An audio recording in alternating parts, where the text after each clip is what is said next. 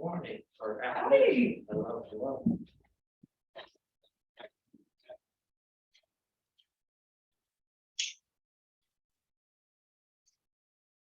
Oh, it's kind of cold in here. Yeah, I'm never quite sure what temperature to put it at. Should I get a jacket? Like, turn it up. It's a weird time of year. Got wool socks and boots on, and then I start being too hot right now.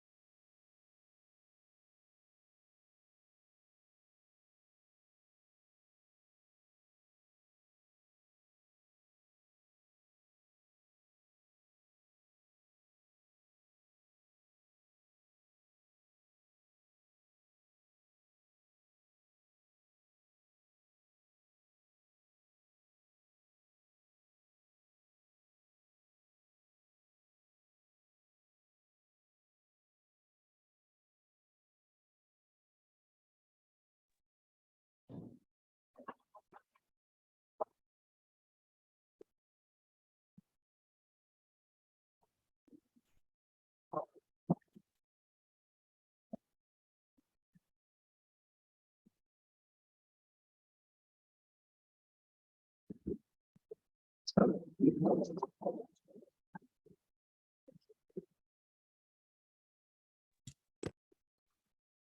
get the password. I wanted to look at the. Yes, it's blue sky, all one word, capital B. Capital S. You guys online hear us okay?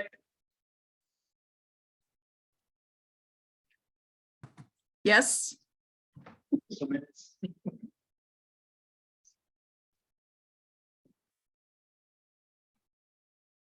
We'll wait a few more minutes where people are coming in. That sounds good. James, I could hear you. Yeah. Okay. On the unmute button, but I could hear you.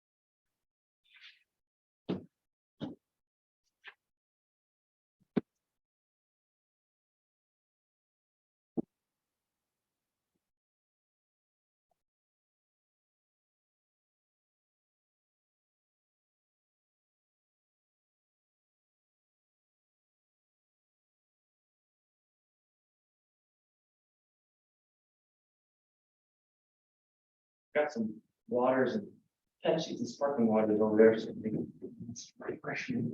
Thank you. Thank you.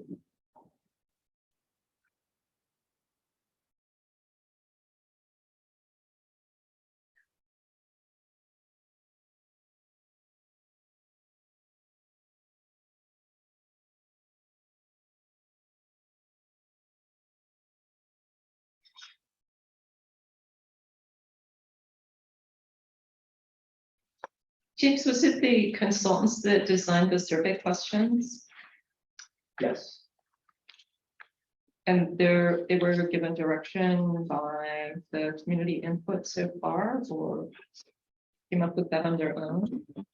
I used to know community input.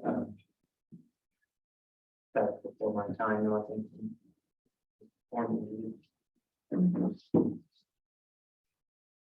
Hi, everyone.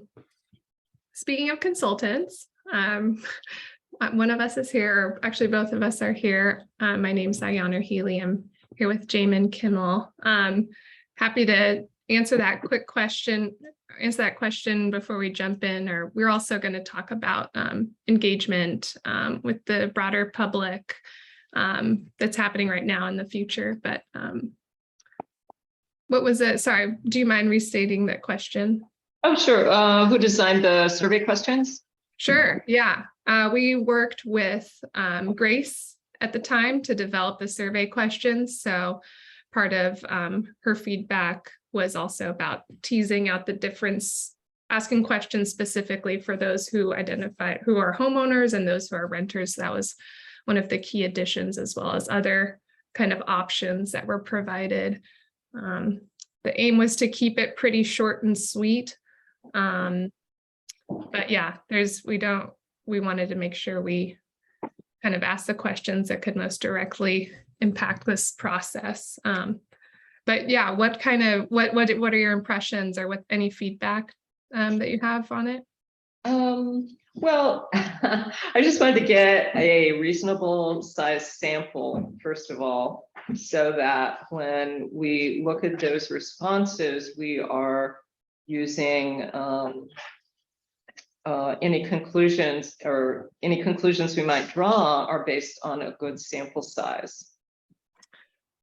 I completely agree with you. I was gonna save this for later, but I'll share it with you right now. We have probably a little over 200 responses so far, which we're pretty excited to have that kind of participation so far. And the survey is still open till October 2nd. So we're hoping that part of this meeting can help kind of amplify folks sharing within their networks the opportunity to take this survey. But yeah. Did you have a target percentage of households or population or something that you would like to hit in order to say that's a valid and reliable number? Mm-hmm. Yeah, well, this survey will not be anything necessarily a statistically significant survey. I mean, of course, having it be representative of kind of the key demographic questions that we provide as optional at the end of this survey will be something we definitely look at and compare to kind of what's a demographic breakdown between both cities. I think just generally speaking, having participation, survey responses that are, upwards of 150 to 200 is actually pretty good for a project like this and this size of town, or these two cities, that is. So, part of what we also made room for in this survey and that we also are making room for in our second round of outreach will be getting more qualitative input from the community. So it's not just about, who voted this strategy the highest or this priority the biggest, but actually getting more understanding about, why, and hearing more stories and personal experiences as far as what are the housing needs and why certain strategies might make more sense to folks. Yeah. But yeah, I love those kinds of questions. And I'm also really just happy that so far with just, the efforts that have been made with outreach that we've gotten this many survey responses. Okay. So James, is there any other folks that we expect to join us today? Well, I expected a couple more. I got some responses from people that could not make it. A lot of people are kind of running around dealing with evacuation stuff, restocking refrigerators or whatever. But I will let people in as they come in. I'm not seeing any more. I see 6 online and 4 here. So I think we're 10 right now. So I think we can proceed. Okay, great. Yeah, and I saw that the meeting's being recorded, so that's great. That can be shared with folks who aren't able to make it if they have that time later. Yeah, and appreciate. We just want to emphasize too that clearly this is, while this project is related to the city's future and things like that, we want to be adaptable and responsive to what are the most urgent needs for both cities and evacuating and everyone's safety. So let us, don't be afraid to remind us, or that we can work with changing things given the circumstances. So just happy to see everyone who's here. Okay, well, with that, I will pull up my screen. Let's see here. I'm hoping y'all can see this slideshow first, this screen here with today's date, advisory committee meeting 2. Great. So today we have pretty focused agenda. We want to go over, in our last meeting, we shared with the group about the buildable lands inventory, the housing needs projection, and kind of our initial assessment at that point of what we could understand as far as what's available and what are the housing needs based on, past growth patterns and zoning, and what can both cities anticipate as far as the need for housing and housing types looking ahead. So today's meeting is going to focus more on, looking at what kind of housing types are needed based on kind of the culmination of those two initial rounds of analysis, and then really look at what are some of the strategies given kind of the opportunities we see between both cities. We also want to talk about how engagement is going. So I'll continue a little bit more about the current engagement efforts and then the plans for future engagement. And would love to get this group's feedback or ideas on, how we can continue to be adaptive given everything. And then we'll wrap up today's meeting. So we have a presentation here, but this is very much intended to be a discussion format. So feel free to jump in at any point, whether you're in person or remote like us. James, is there anything else, or other PMT members, was there anything else that you wanted to make sure we made time for? No, I think it's pretty well covered, and I have input on those agenda items, but I'll wait till we get there. Great, thank you. Good, okay. Well, I'll just reintroduce myself. My name is Ayana Healy. I'm a senior associate at Cascadia Partners. I'm helping with the day-to-day project management of this project, as well as helping with the engagement. I'll pass it over to Jamin, who will take us through the first part of our presentation. Yeah, hi everyone. Good afternoon, and thanks for getting together for this meeting amidst a lot of difficult circumstances there in Oakridge and Westfir. So we appreciate it. So why don't you go ahead and go to the next slide there. Well, first off, my name is Jamin Kimmel. I'm a partner with Cascadia Partners, and my role in the project has been the kind of principal in charge. So I've been overseeing the technical work and the analysis that has been done so far. And now we're at a kind of a good juncture in the project here, where we're moving from some of the analysis and evaluation of the city's housing needs and the city's zoning and land supply, and moving into more discussion more about different measures and strategies the cities can use to try to make sure that all their housing needs are met. So you can see on the schedule here, we completed the buildable land inventory and a housing needs projection. And so we did that earlier this year. Over the last couple of months, we worked on a residential land needs analysis. That brings those two pieces of work together to make an assessment of whether the city has enough land supply to meet its housing needs. So as you can see, we're in the second advisory committee meeting, which the primary objective here is to review the residential land needs analysis and to get your input on it. And so after this, we'll be shifting to the phase here is measures to address housing needs. So measures or strategies. So here's what we found out and what we know about housing in these two cities, and now what can cities do about it.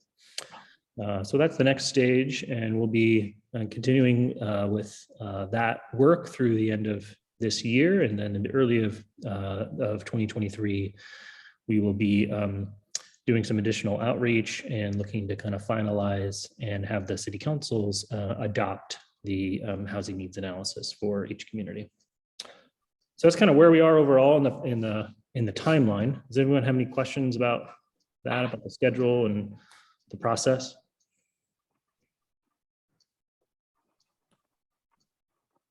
Yeah, okay. We can move along then. So the first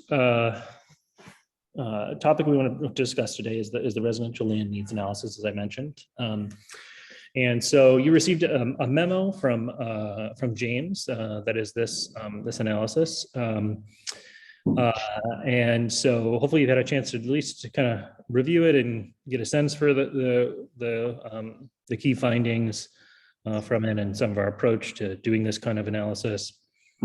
But I'm going to walk you through the highlights of it here, and we have a couple more kind of charts and visuals that may help to break down some of the numbers that are in the analysis.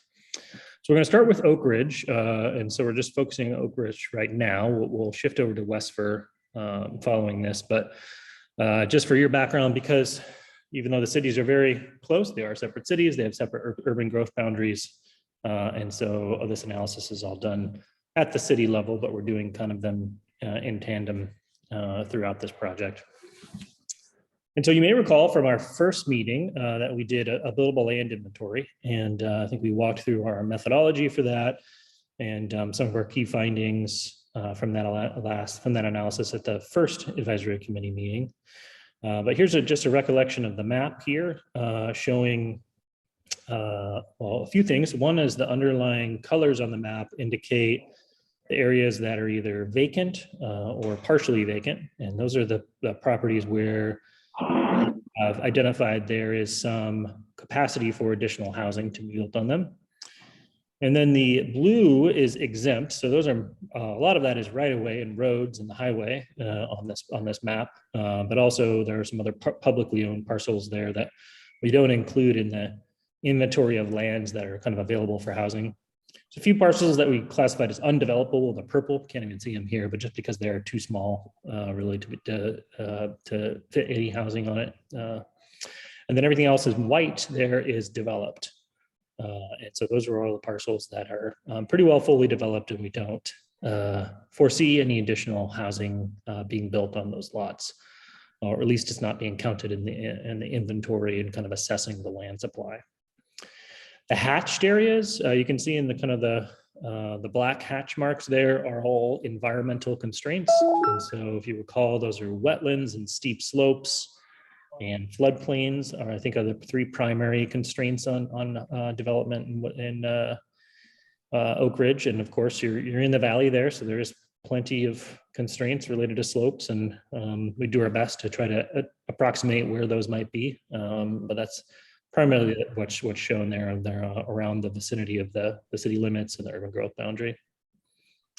So that's the buildable land inventory, and so that's the map. And if we go to the next slide, we can kind of just break down the numbers here. So this is in table form in your memo here, but we thought this might be helpful just to kind of as a more visual to bring you along. And so we have the graphic on the left is a kind of a funnel, and you're starting with the total land area in the city of Oakridge in terms of number of acres. We're limiting, and we're only looking at land where housing is allowed by the zoning. And so there are some residential zones and commercial zones where housing is allowed to be built. And then you limit it again to unconstrained land, so areas that aren't constrained by those environmental constraints like wetlands, steep slopes that I mentioned. And then we further narrow it down to just vacant or partially vacant lots. And so in total, there's about 240 acres of buildable land that's available for residential development in Oakridge. And then if you take that 246 acres and break it down by what zoning districts it's in, you can see the kind of distribution in the kind of chart on the right. And so the great majority of the buildable land is in the R1 zone, which is primarily a single family, lower density residential zone. And then it's the other three districts that have some more as the urban and residential, or the urban comprehensive plan designation. So those are, that 29 acres are places that are outside of the city limits, but are planned for future annexation at some point and could be available for residential development within the city limits in the future.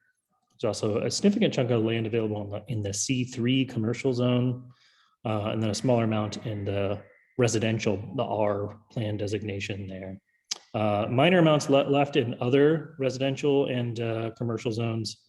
But the big takeaway here is that most of the buildable land that remains in the city of Oak Ridge is in the R1 zone.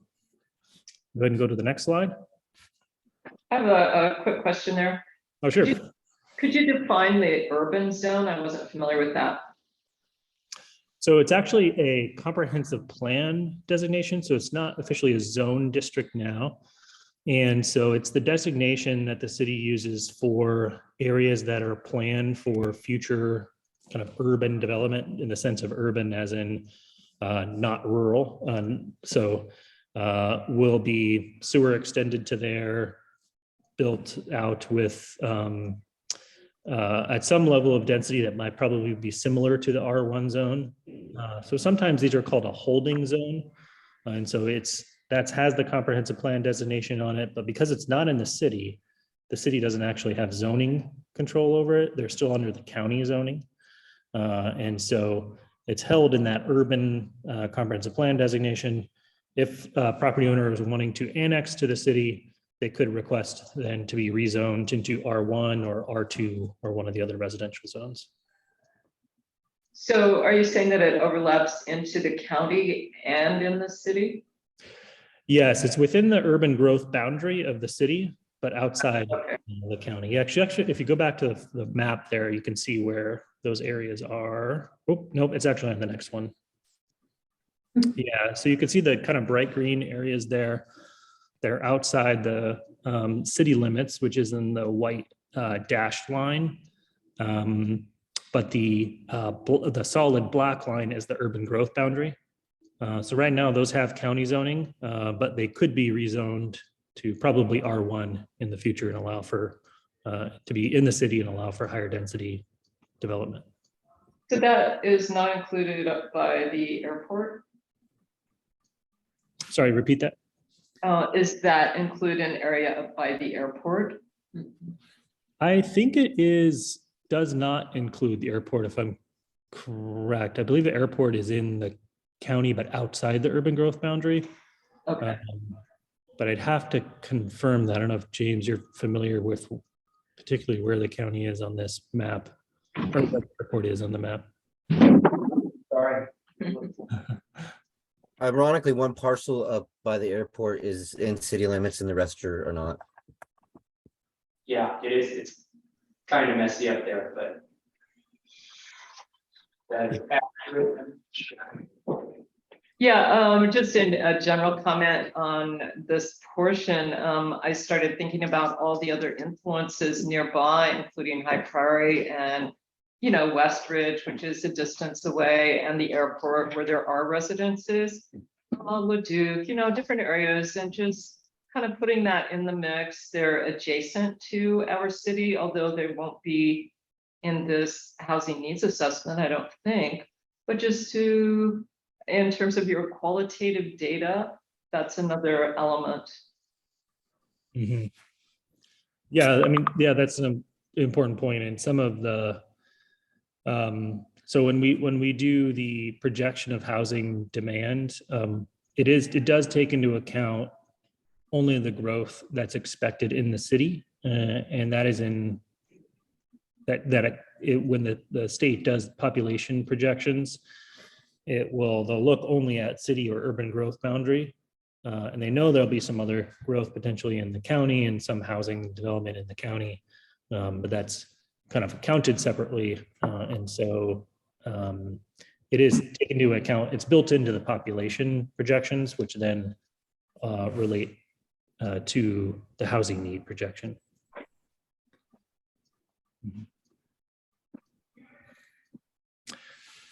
Okay, so the next stage in the residential land needs assessment is to answer the question. So we know there is 240 some acres of buildable land. The question is, how many housing units can be built on that land, and what types of housing units could be built on the land that's available, given the zoning, there's districts that it is in, and the types of housing and the density of housing that's allowed there. So you notice in the residential land needs assessment memo, we walk through several of the steps we take and some of the assumptions we make about the housing mix in the future in each zone. So what percentage of that zone will be built with single family houses versus multifamily and so on. And then the density that we were projecting for that zone. And so those are key assumptions. What we've based them on are two things. One, the zoning requirements. So there are usually minimum or maximum densities allowed in the zoning. So that has some guardrails and roughly how densely an area will develop. And then secondly, on the historical development trends. So I believe we looked at building permits issued either the last 5 or 10 years in Oak Ridge to get a sense of what kinds of housing are being built, what is the market producing in each of these residential zones. We take that into consideration in trying to project what mix of housing will be built in each zone. So put those elements together to produce an estimate of the housing capacity across the city. And so what this chart does here is show the estimated capacity for various housing types. And then the colors in each of the bars in the bar chart here break it down by what zone or comprehensive plan designation those units would be built in. And so at a high level, because most of the buildable land is in the R1 zone, and the R1 zone primarily allows for single family detached housing, and that's primarily what's been built in the recent past, then we're estimating there's about a capacity for, the most capacity for single family detached housing amongst the various housing types. So about 800 units we're estimating the capacity for, and the great majority of those, about 600 or 700 would be projected to be built in the R1 zone. So then outside of single family, there's two other categories of housing types that we do an estimate for. One is townhouses / plexes. And so this could be townhouses that are attached units, with shared walls that may be owned separately. Or in the case of a plex, might be just a small building that has 3 to 4 attached, 2 to 4 actually attached units in it. And so those are kind of we project the capacity for those separately from larger multifamily buildings. They often are a little bit larger units, a little bit different than if you had a larger apartment building.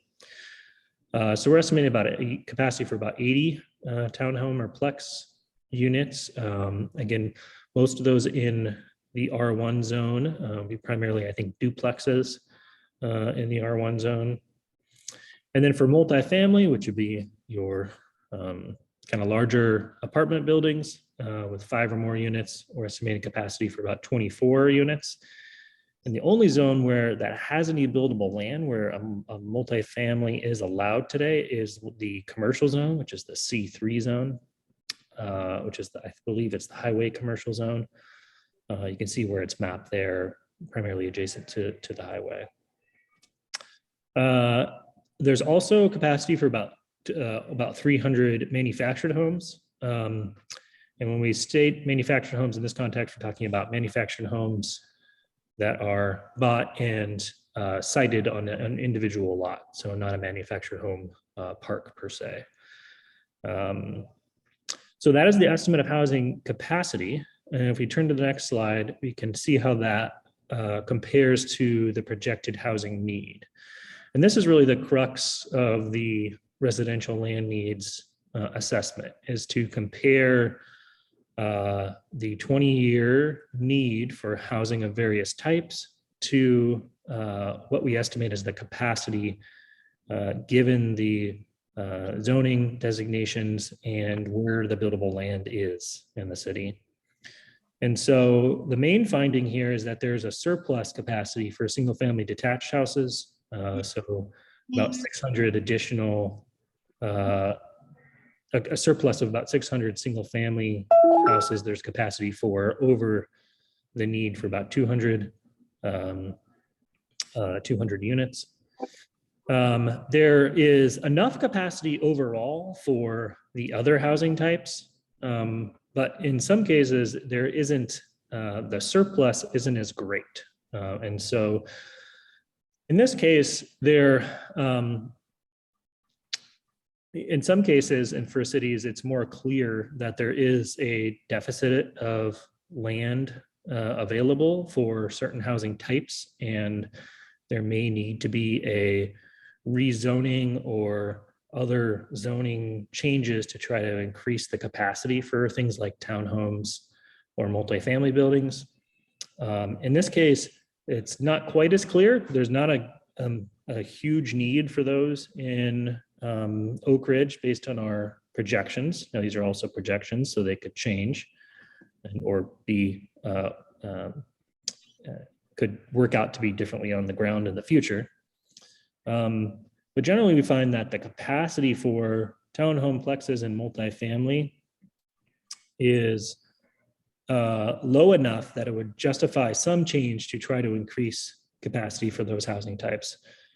So given the uncertainty about the projected need for those housing types, then there's a good case to be made that the city should consider some changes to try to increase capacity for some of these higher density types, which tend to be smaller units, tend to be rentals, can be more affordable than single family houses.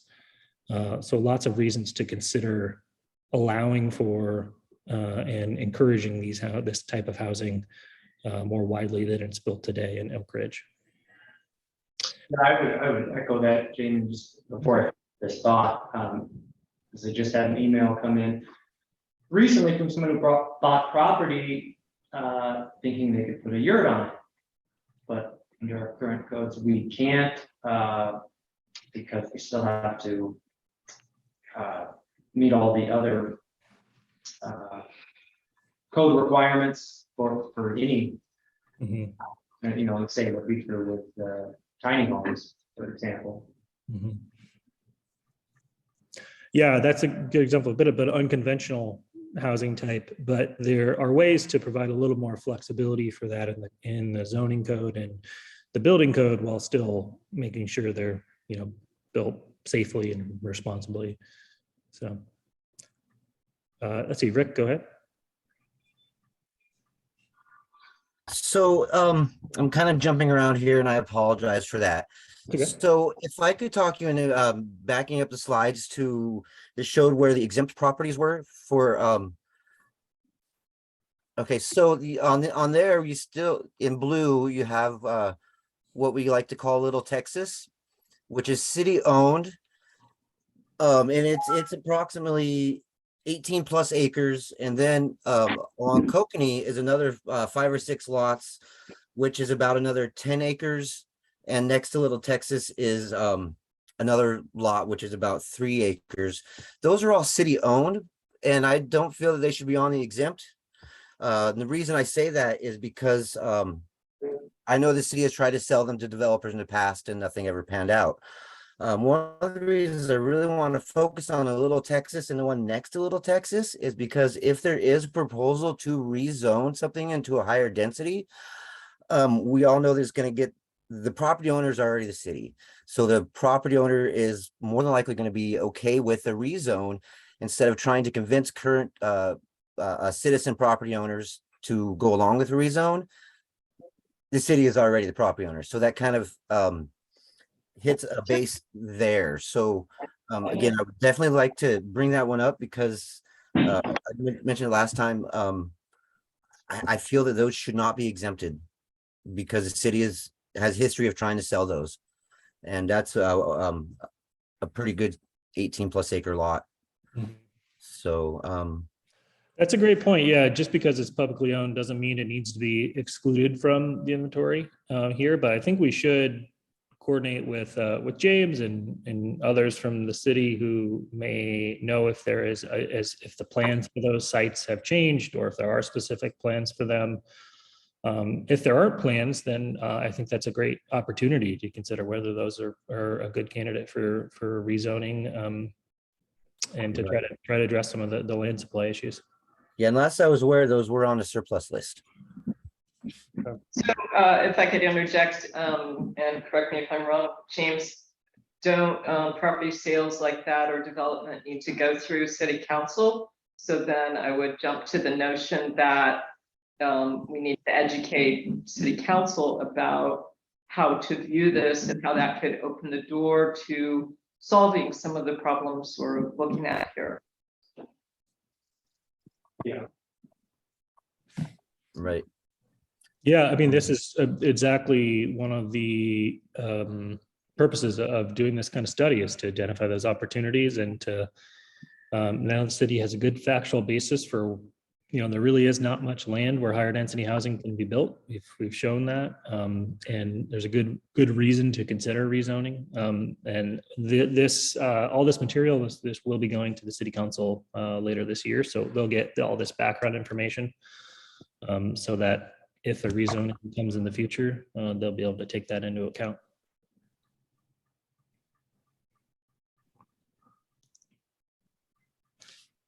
Okay, other thoughts on the key finding of the residential land needs analysis? So if you go to the next, go back to that chart there, Iano, the next one on the need versus capacity, or any others, if you have any questions.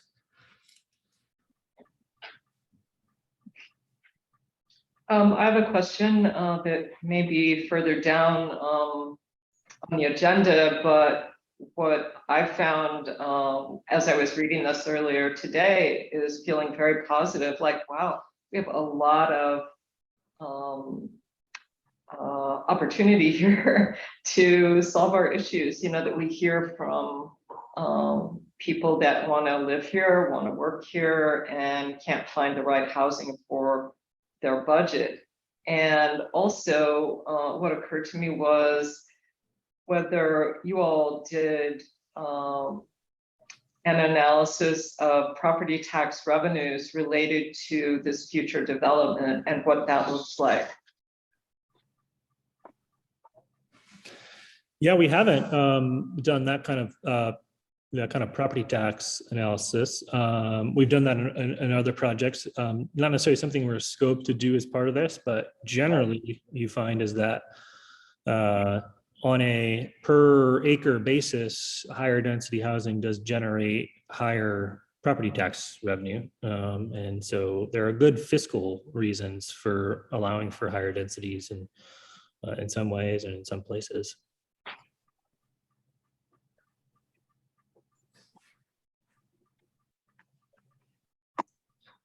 Okay, I want to go to the next slide.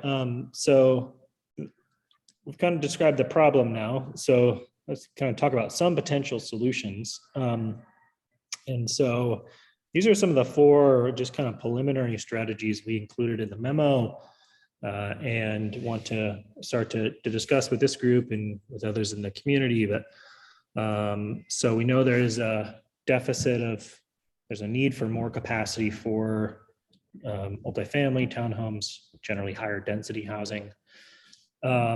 So what are the options for addressing that? So there are 4 kind of strategies listed here. These aren't mutually exclusive. They could be done. They're not alternatives. They're all various strategies that could be combined, but the kinds of things that cities usually do to try to address this issue would be like a rezoning, like we've been talking about. So some of those areas that are zoned R1 to move them to R2 or I believe there's an R3. There's not an R3, is there? So the R2 zone, which would allow a little higher density housing. So some of that vacant land that would make sense to allow higher density housing on, the city could initiate a rezoning of that. And so rather than waiting for a property owner to elect to rezone. Prohibiting single family detached housing in some zones. And this is closely Oh, go Sorry, ahead. really quick. I see Rick's hand is up. I Oh, just yeah, go ahead, Rick. address that. I was gonna let you finish with those four, but since I do have the floor, Go for it. I have two more that I would like to include Mhm. for possible strategies. One is appropriate maximum lot size. We, for example, the planning commission just last week or week before approved a lot size of like 3 acres for a single family residential lot. And another one is in the site plan review and architectural standards of Article 25, the auxiliary dwelling unit, they're called accessory dwelling units in City of Oakridge zoning. They have a owner occupied, they have to be owner occupied, and to revisit the ADU in the planning would be a secondary benefit. Mhm. So, but thank you for letting me get those out there, because I have to leave in a couple minutes, so that it was perfect. I greatly appreciate it. No problem. Yeah, and so the maximum lot size is actually kind of reflected here in the minimum density. So it's kind of the opposite way of approaching it, but that is one way the city could prevent some areas from being built out, let's say with 1 acre lots or 3 acre lots, is to have actually a minimum density for a subdivision. So if a certain subdivision is approved, it's in a zone where the city wants to make sure that the land is used efficiently and they get as much housing as possible. It can have a minimum density standard. Right. Closely related to the prohibiting single family detached housing in some zones. Could do both, could do one, just kind of different options. And while you're if that was revisited, another thing would be lot coverage. If you're gonna lower the size, because the lot coverage right now is pretty generous towards just undeveloped land, or you know, permeable surfaces are pretty high in the percentage. Mhm. So if you could lower that percentage of impermeable surfaces per lot size, would be a good visit as well. Okay, So thank you. sure. And then the last one here is reducing minimum lot size standards. So in some places, it's hard to build higher density housing, even though it may be allowed by the code, because it just economically doesn't make sense given the size of lots that are required. So that's another option. So at this stage, we wanted to just kind of bring up some of these as the major strategies to address this issue of land supply. As I mentioned, we'll be looking more closely at all of these and giving more specific recommendations as we in the draft housing needs analysis report. And so these will be refined a little further. But if you have any other thoughts on other zoning strategies or on these, we'd love to hear them now. I'll speak up. What occurs to me is incentives.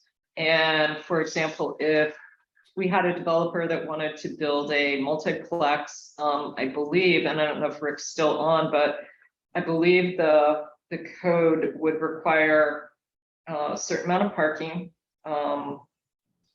put in a sidewalk, put in curb cuts, maybe some other things that you're not going to find consistently throughout the city.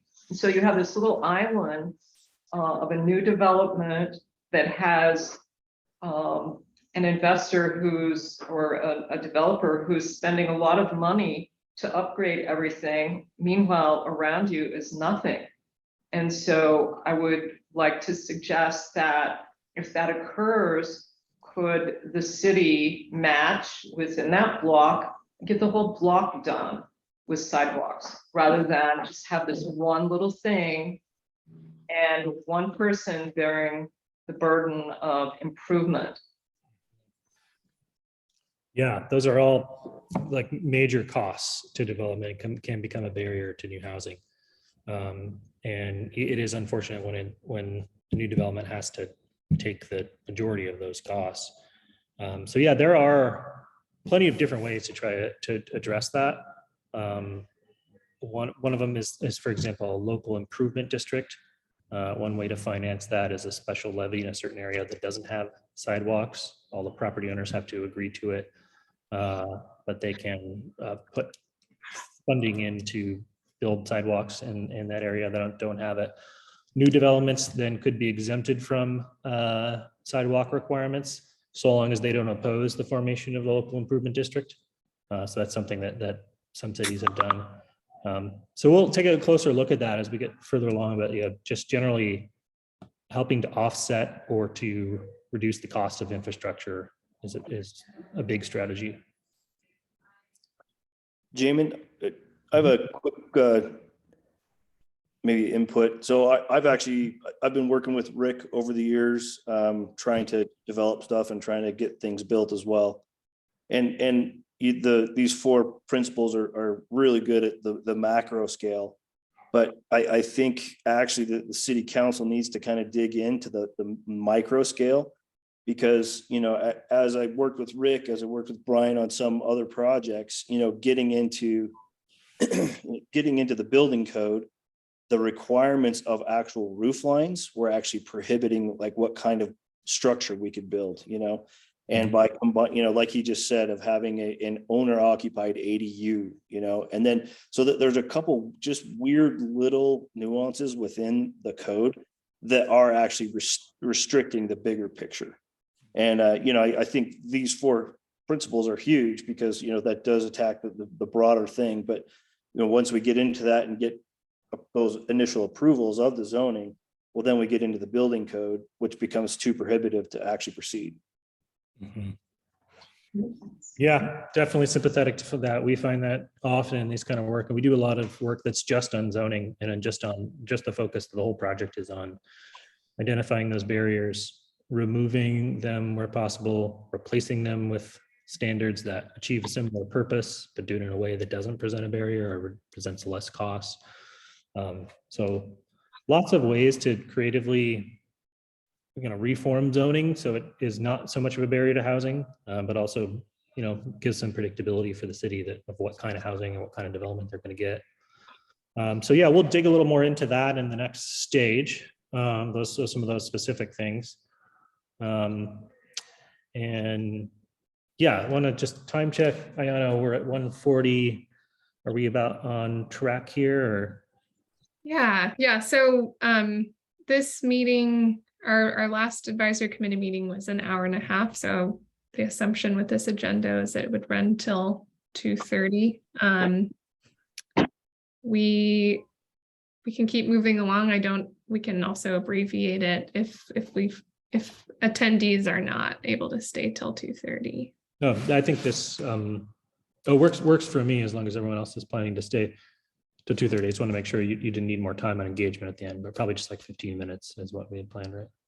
Mm-hmm. All right, I just wanted to add one thing insofar as considerations and incentives, which maybe you guys have already thought about, but just in case, the community wildfire protection plan developed by Lane County that the city just adopted as their own plan 2 weeks ago. There's not a lot in there that we have to consider with zoning, but there's some things or possibly incentives like the fire-wise homes, et cetera. And I wondered if you haven't considered that, would it be appropriate to email that to you guys to just take a look at and make sure we're considering it? Mm-hmm. Yeah, definitely. We'll definitely take a look at that. Most of my experience with those kind of things and the way they relate to zoning is it doesn't become a challenge it doesn't conflict with some of the types of changes we're proposing here. So not usually an issue, but good to know about and to see what kinds of changes might be coming as a result of that plan. Okay, great. And I got nothing else. I think it would be good to have it mentioned somewhere that it was considered. Mm-hmm. Obviously, we want to take this pretty serious in Oakridge after the past few weeks. Yeah. All right, I will get that email to you guys. Okay. A couple of other thoughts, unless somebody else wants to go. Okay, I'll forge ahead.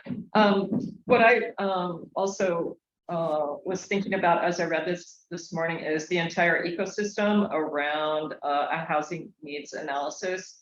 So you have current demand, you have the infrastructure that we've talked about, you've talked about the existing and then the future projections, et cetera. The climate change, which I think relates to the wildfire stuff that James was just mentioning, and of course the economy. So a lot of things working as wild cards in the whole planning process here.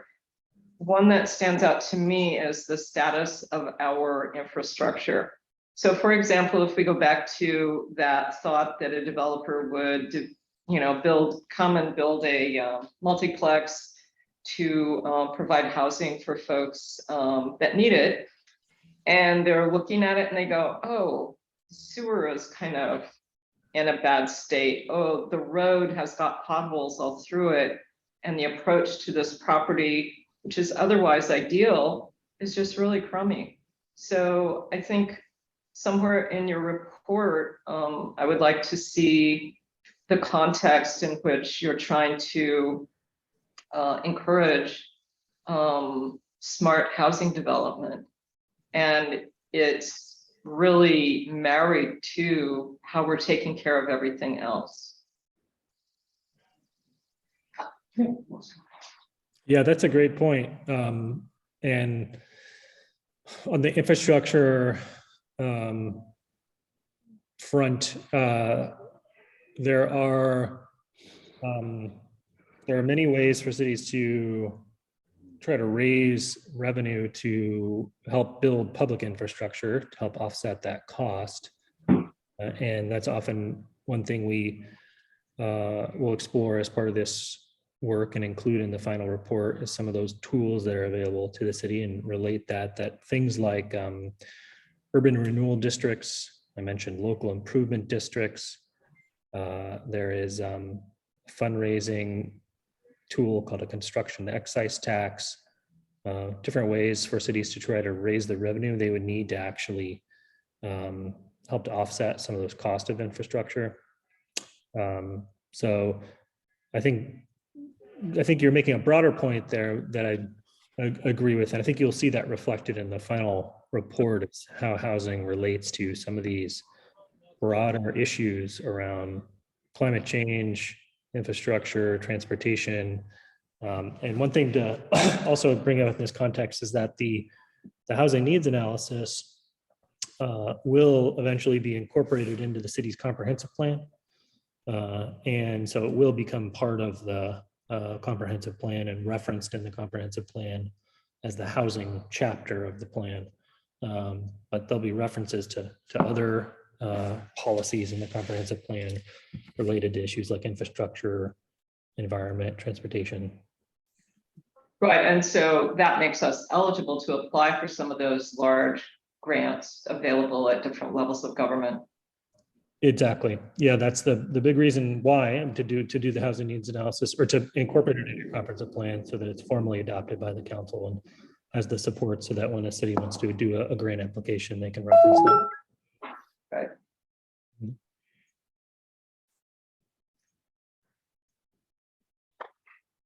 So one other thought, if nobody else wants to say anything, I know in the survey for the community, there were several questions about Airbnbs, and it's a lively discussion in different parts of the community about how they're taking away housing from people. So I think, for the record, our travel Wayne County, I asked them earlier this year to inventory how many hotel rooms we have. For another reason, just, if a large group wants to come here, how many can we house at one time? And they did a search of Airbnbs in our area, and found 35 to 40 on a consistent search in terms of, you know, putting in different dates and numbers of people and so forth to get that number. And I think there are other platforms such as VRBO and other things like that. So my question is there a way to determine if any of those Airbnbs were turned over as a rental home, could the people who need a rental home afford it? Yeah, I think what you're getting at is a question of how many of those Airbnbs are effectively replacing. So it's a short-term rental that's replacing what could be a long-term rental in the traditional rental housing market. There's not very good data on that. We do have some data on that you referenced on the numbers of listings in the community. There's some good tools that aggregate that from multiple sources. But I think it might be worth taking a closer look at for this project, just because of that it's a pretty high rate of them in Oak Ridge, and especially for a smaller town. So it could be having some effect on the rental housing market. We're actually doing a study right now for Travel Oregon, generally on short-term rentals throughout the whole state. So I may check in with some with our partners that are working on that. But yeah, I'm not sure how to approach it yet, but we might put some thought into that of how we assess the effect of short-term rentals on the long-term housing market. Right, and to get the full picture, then I would recommend also talking with somebody in economic development, because the tourism that brings in, that has an effect also on other small businesses. I just stopped at the coffee shop and the barista told me that at least 25% of her business in the coffee shop is from Airbnb guests. Yeah. And they're also returning, you know, to make another visit. And so that supplies part of her job, part of the revenue for that business, et cetera. And that's just one small example, anecdotal, but still, I think we have to consider taking away an Airbnb. What revenue are we also taking away? And can someone who needs a rental home afford the rate that that homeowner needs to charge to clear their costs and put money in their pocket? Mm-hmm. Yeah, that's a great point. And one more thing, the condition of some of the apartments and rentals, if you simply drive around and take a look, Yeah. they don't look very appealing. And the, again, anecdotal reports are, well, they're in bad condition. And, you know, it's just the condition of rentals, if you can find one, is not very good. And if you compare that to the curb appeal of an Airbnb, it's good in general. The Airbnbs look good, they're well taken care of, or nobody would stay there and their ratings would go down and they wouldn't get any guests. Mm-hmm. Mm-hmm. Yeah, I think when we do a site visit out there later this fall, we'll definitely do some touring around and look at some of those, especially some of the bigger rental properties. But that's good context to know, is because some of those, if they're in a state where they need a lot of investment before they could be either, some of them are probably habitable but are not in a good state. There are some ways for the city to try to encourage or incentivize or use code enforcement to try to make sure that the property owners are keeping those units, you know, available and up to code.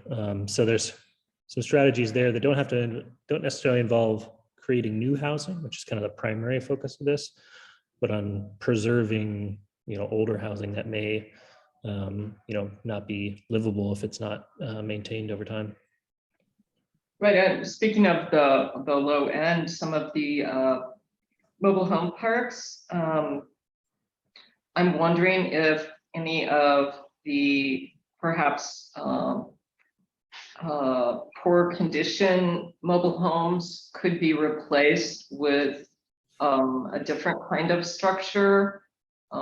Is that possible? Well, from the city's perspective, that they could assist with that. Certainly, if there was some funding available to try to assist with that kind of program.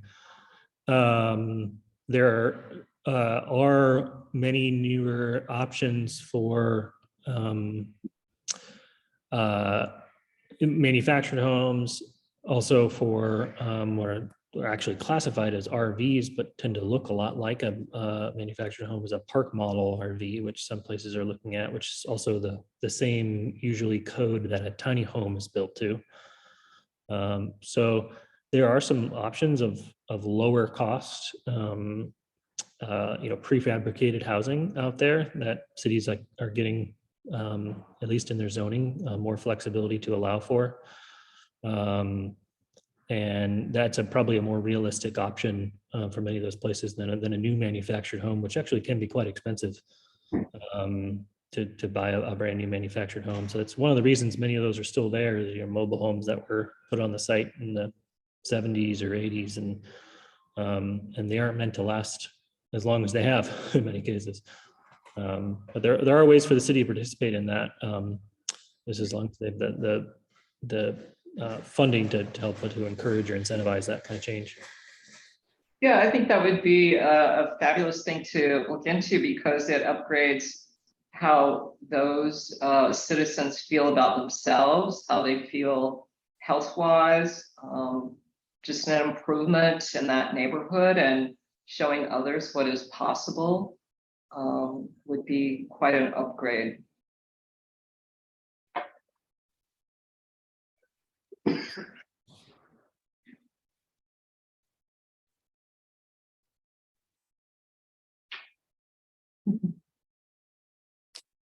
Kind of speaking to that housing aspect with some of the newer homes, there are a lot of programs out there that have come up just since COVID, providing financing for smaller homes, not tiny homes, but they're these prefabricated homes, but I mean, they're built with 2x6 walls. They're built with good R values. They're built, they have shingle roofs, and there's a lot of opportunities for there's agencies that are providing financing with very low credit. So individuals would have a lot of more opportunity to actually get into these houses.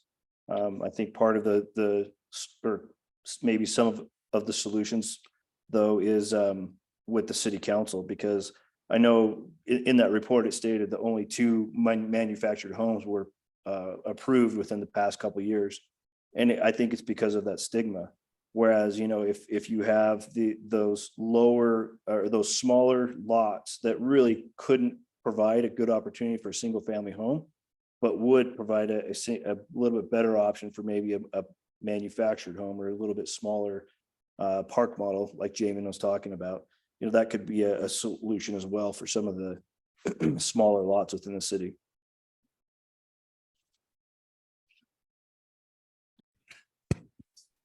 Yeah, all great points. I agree.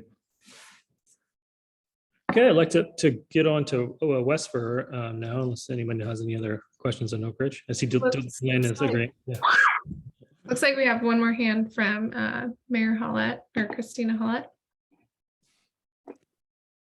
Hey everyone, sorry, I was in another meeting earlier, so I had to join this one late, but I just, the gentleman that was just speaking, and he mentioned that there was some reasons that city council needed to fix so that we could add some of those types of homes he was mentioning. Could you speak a little bit more on that?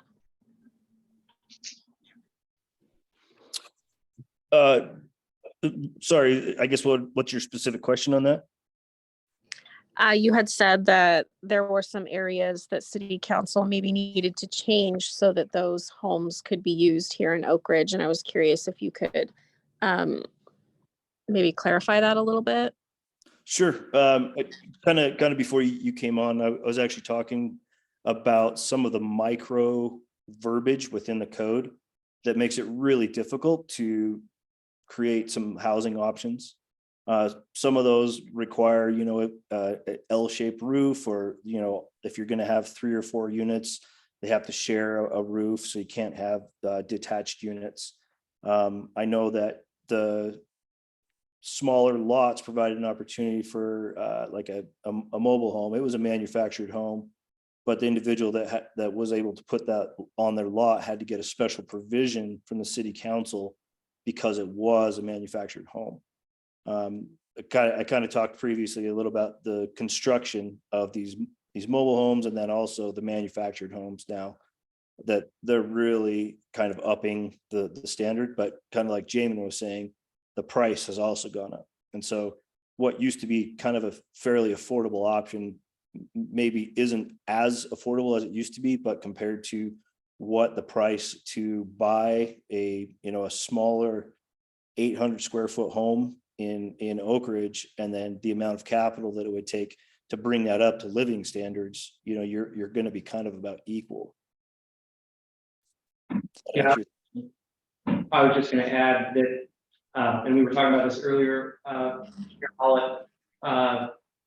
current codes don't allow people to put yurts or tiny homes on land that they purchased, because we have minimum square footage requirements in our codes, and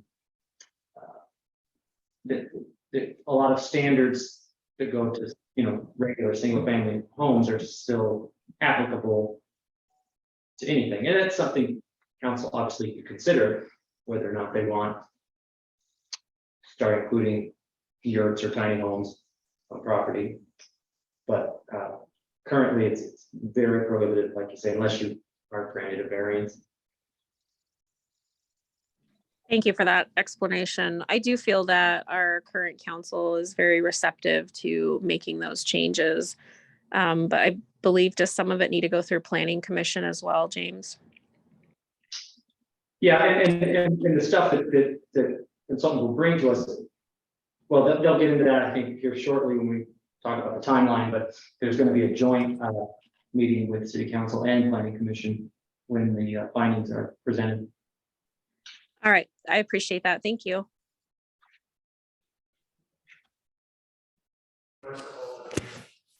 Okay, I think we'll move on to Westfir now. Yeah, I had a couple of slides in here just highlighting some areas that I had noticed where there was a concentration of vacant land in vacant or partially vacant in the R1 zone that could be appropriate for a rezone.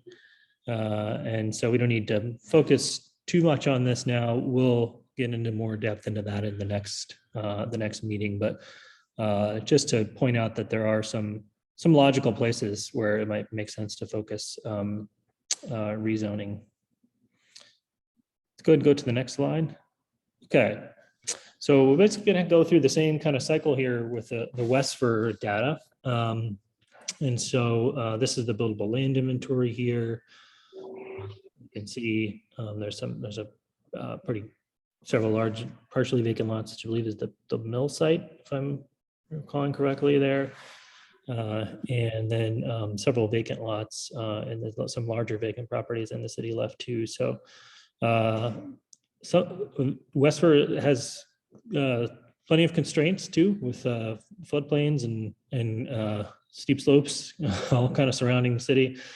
So some challenges for development, but also some opportunities and some definitely some capacity for new housing. So we go to the next slide, you can see the breakdown here of the buildable land. So we're estimating of the 200 acres or so of area within the city limits, there's about 60 acres that are vacant or partially vacant. And in the case of Westfir, those are spread out across a little more evenly across the city's residential and mixed use zones. So there's the R1, the mixed use zone, there's a community residential zone here. So a little bit more dispersed than the case for Oak Ridge, where it's mostly concentrated in the one R1 zone. If you go to the next slide, so that kind of reflects in the housing capacity for Oak Ridge or for Westfir. Because the buildable land is spread across a variety of zones, and some of those zones allow for a wider variety of housing types and higher density housing, and particularly the R3 and the CR zones. There is more capacity relatively for townhouses, multifamily units in Westfir, kind of relative to the single family detached housing. And if you go to the next slide to see the breakdown of capacity versus the projected housing need. And so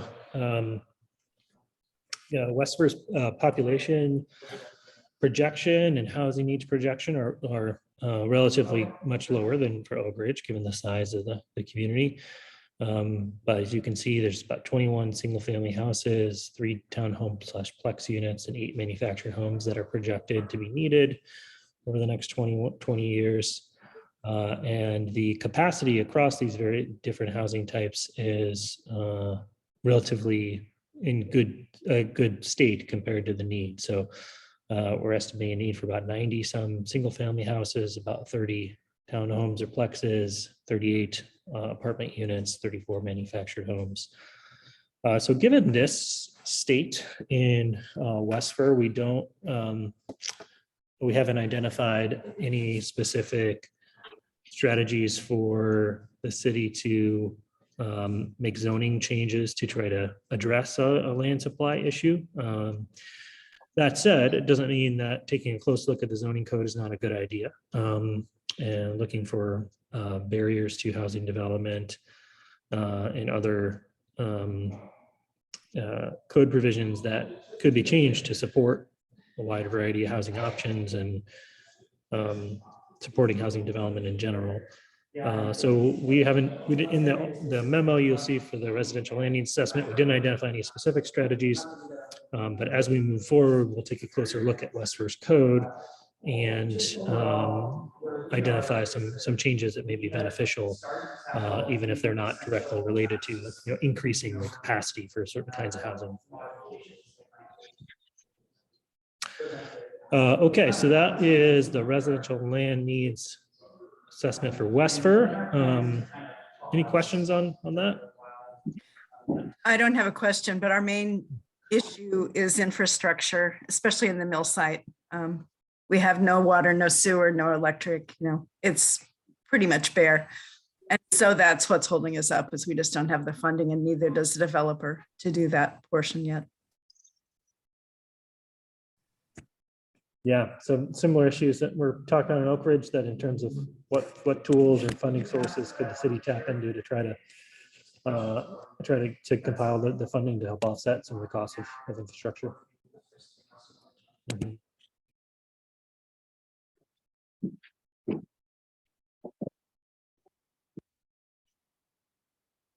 Okay, anything else on the Westfir memo? No. Okay, so it's about 2:15 almost. So I think good timing to talk about our engagement and kind of the next stages of the project.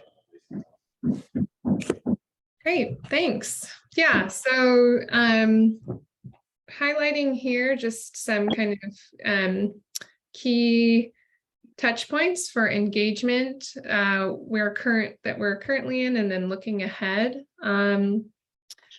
The community survey, we have a presentation with the Chamber of Commerce coming up at the beginning of October. We also want to just highlight and discuss briefly coming back or doing our second round of community engagement. That would be more of an in-person event rather than a remote survey, as well as just earmarking for everyone that this is all leading towards what we will present at the Joint Planning Commission and City Council meeting.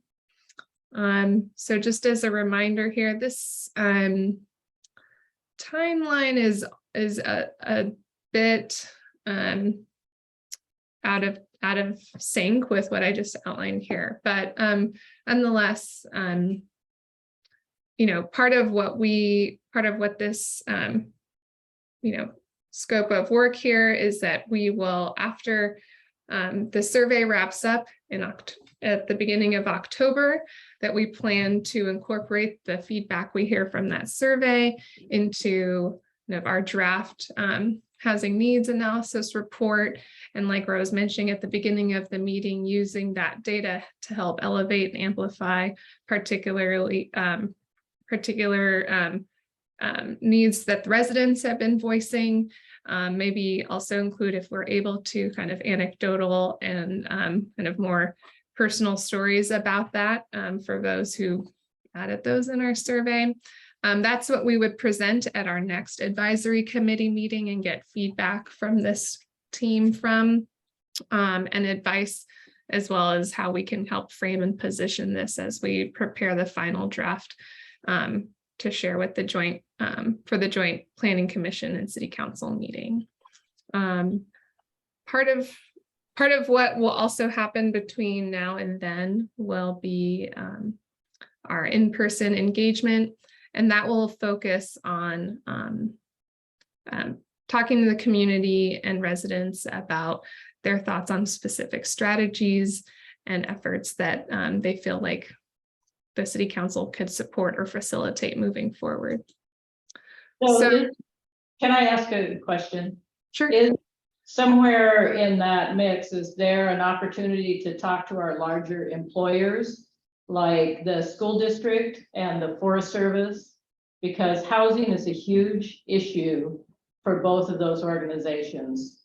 They struggle with it. It's been an ongoing struggle. And I think it would be valuable to have their input about the needs that they have. Mm-hmm. There are people who would love to come here. They can't find housing. They can't afford housing. So it's a big issue for employers. Yeah, absolutely. I think that's part of the hope with at least having this at an additional meeting with and presentation with the chamber, is to just, you know, update that group specifically as business owners and employers around the area of what these efforts are, and of course implications to them having you know, employees that can live and work hopefully in the same area. Part of what, and sorry, you were saying, right, so and just the point about seasonal workers too, that is a contingent that we also want to make sure we hear from. So welcoming your help and guidance on how we can better reach those groups with this effort. So we can help supply that kind of information, but we'll definitely be looking to this advisory committee for helping connect, invite, and bring those folks to these kinds of opportunities. If I may, just a second, I think what Delenn is getting at is that we just want to really push this survey on the Forest Service and the school district, making sure that we really get an emphasis on their input. Is that correct, Delenn? It was actually Bev talking, but Oh, I'm sorry. it's okay. Hi, Bev. The school district was supposed to have put the information for the survey on their website. I haven't actually checked it, but Rita said they would do that. Okay. I'm sorry about that, but I just wanted to say that I definitely agree that we really need to emphasize the input from the Forest Service and the school district. I think we've heard the same feedback for years, is that a lot of their employees just can't move here because of housing. Although I think the survey is the perfect way to do it. We just need to push it to them maybe a little more. Mm-hmm. I think it would be valuable to have an in-person conversation as well. Yes. And perhaps even identify some folks for a focus group. I think that's where you really get down to it. And you would have your managers at each of those employers and include the seasonal. So you'd have Dylan, you know, or his representative from Inbound, for example. Well, excellent. You know, Ray's, I think, is one of our largest employers on the retail and private side. You have all kinds of people that I think would be willing to voice their opinion. Mhm. Yeah, I just want to echo, I think it's a good idea and something we've done in a couple other projects recently. I was just in Yachats, and they have a major issue just trying to attract and keep workers. Some of their hotel owners there are actually building housing just for their workers. Right. It's gotten that bad. But I think, one option could be at our trip there this fall, we could try to work in that meeting with maybe a focus group of the school district, the Forest Service, a couple of the large employers, and do that kind of meeting. You know, since we're going to be out there most of the day or a day and a half, so I think we could probably try to make that happen. So we'll put our heads together and see what we can do. Thank you. This is Dylan. I have a question. So do you plan to present to both cities at the same time for the Planning Commission City Council meeting? It's fine. I'm just curious. Yes, yeah, that's what we're scoped to do. Okay, thank you. Mhm. And I just want to check in real quick on I know we had the idea of, you know, tabling at Ray's grocery store for, you know, a couple hours to get more survey result. And I know it would be cost prohibitive to bring you guys out there for that, but maybe there's somebody on the advisory committee who might be willing to do that. Just an idea. We have permission from Ray's to do so, just be an hour or two. Yeah, it's great, and it's great to have Ray's, especially as one of the largest employers on board. James, I think another, you know, part of what we can talk about later is just maybe that tabling can also happen as well while we're out in person. So I think that the kind of feedback we're looking for the community from is still appropriate to do some version of tabling, focus group, kind of more concentrated kind of conversation with the different types of audiences we're hoping to reach. So Yeah, I did see Jennifer raise her hand there. I don't know if she meant to volunteer for the question, but you know, we're scoped to do one trip there, and so we're trying to do the one trip at the same time we do a community meeting. But yeah, go ahead, Jennifer, if you wanted to. I was just gonna say I would totally volunteer to do a table at Ray's at some point. It's good to know. Yeah, I think we could we'll think about coordinate and figure out what kind of materials and resources we could give you. We have a lot of that already prepared, or mostly prepared. Mostly, I think you need some of those flyers that we've put together. You could hand those out and push, you know. And I would think specifically for the survey. Yeah. The short survey, you know, ends here in a couple weeks. Mm-hmm. Yeah. Well, it's just we coordinate with Jennifer and James, Dylan offline, and see if we can find a good time to do that, and to make sure Jennifer would have all the materials and everything she would need. Thanks, Jennifer. Yeah, so you know, in the meantime, and so far we've had a pretty strong response from the community. Just since the beginning of today, upwards of 195 responses. And I think this is a result, obviously, of the help from this network and beyond, promoting the survey on social media, the water bill mailer, and just sent out a press release to the Highway 58 Herald. So thank you, particularly the PMT members, for helping with get the word out on that.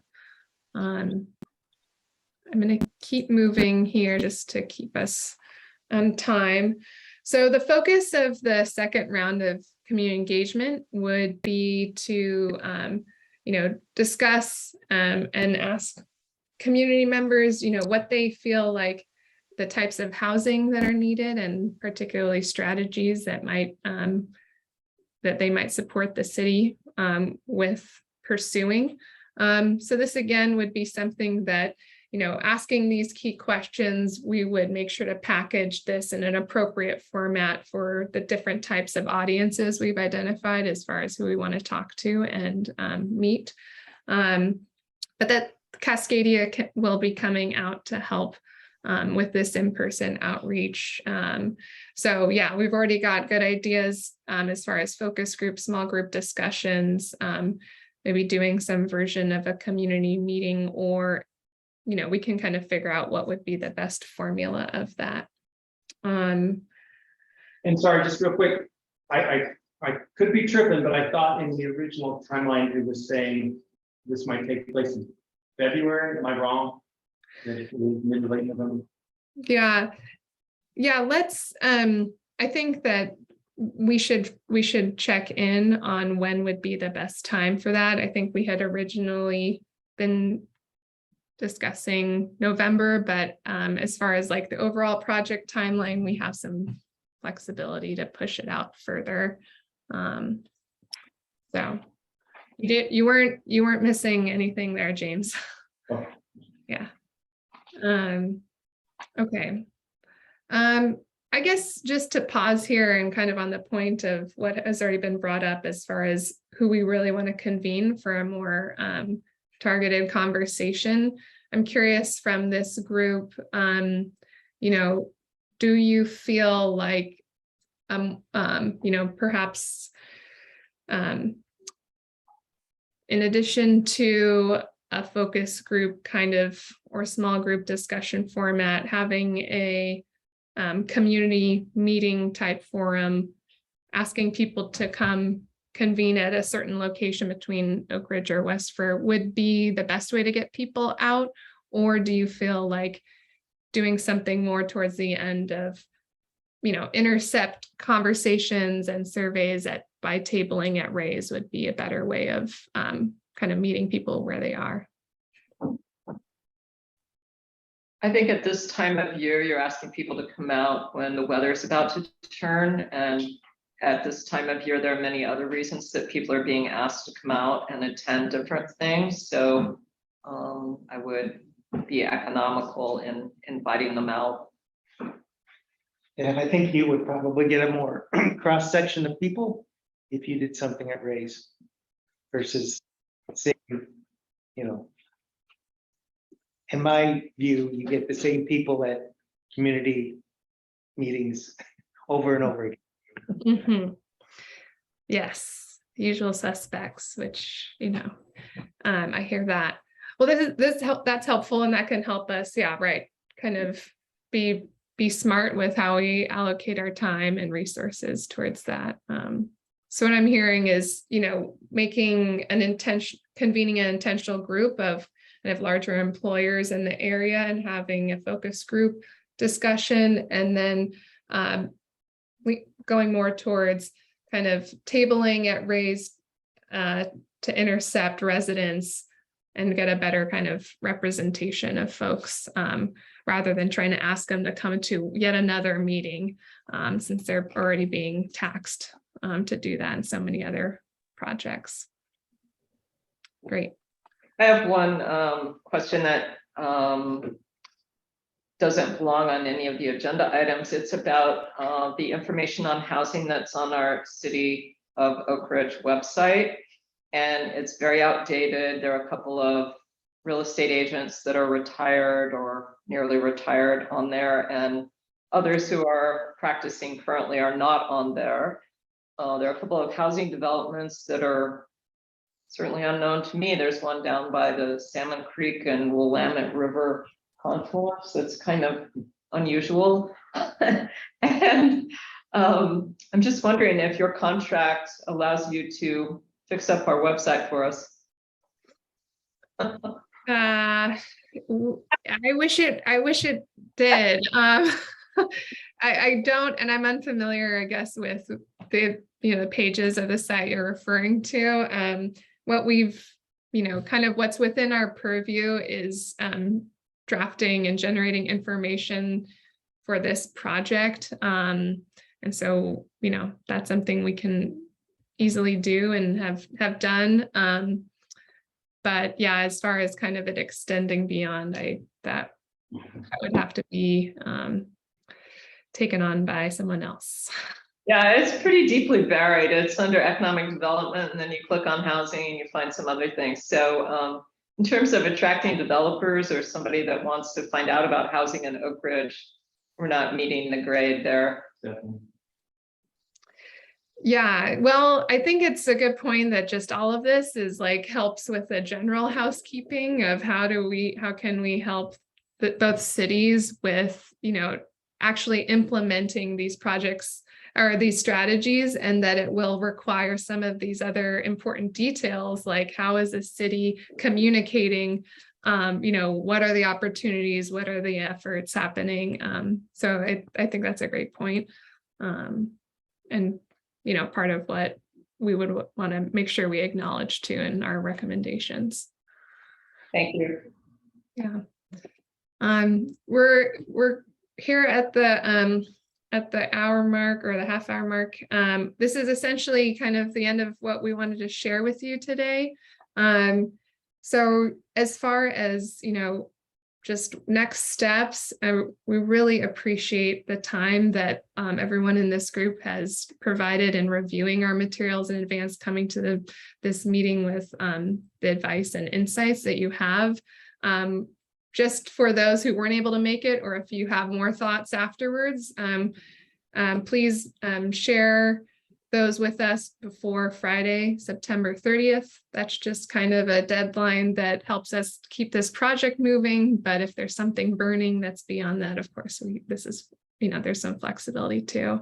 We want to make sure we will be incorporating this feedback, especially as the guidance you provided on how we prepare that final presentation and report at the end of this project.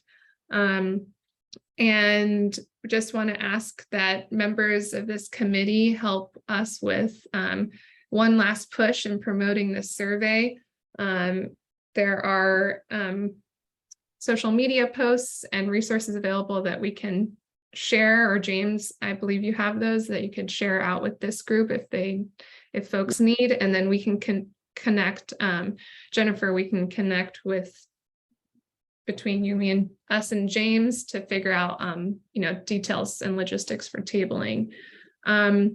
We hope and plan that the advisory committee will meet for their third and final time, sometime in November, maybe early December, just depending on scheduling. And that's where we'll be able to share kind of our draft housing needs analysis report with you.